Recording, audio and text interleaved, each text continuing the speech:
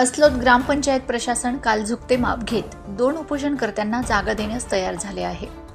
परंतु तिसऱ्या म्हणजे वेडू शामराव पाटील यांना अतिक्रमण काढलेली जागा देणार नसल्याचे समजताच चर्चा निष्फळ ठरली.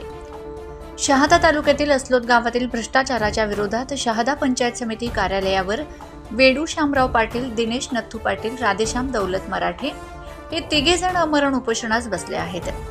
आता प्रश्न असा उपस्थित होत आहे की जे अतिक्रमण ग्रामपंचायततर्फे तोडण्यात आले होते ती जागा नेमकी कोणाच्या मालकीची आहे असा प्रश्न उपस्थित होतोय.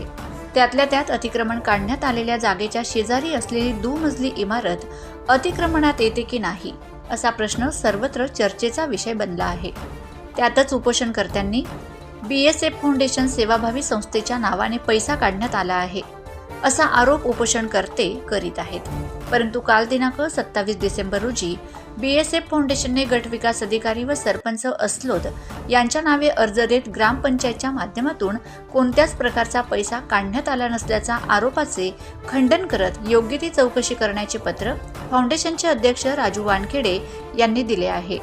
यातून पैसा खर्च झाला आहे, परंतु कुठे किती पैसा खर्च झाला याचा ताळमेळ बसतो किंवा नाही याची योग्य ती चौकशी करण्याची अपेक्षा उपोषणकर्ते करीत आहेत. प्रश्नचिन्ह न्यूज नेटवर्क शहादा. सविस्तर वृत्त पुढच्या बातमीपत्रात पहा.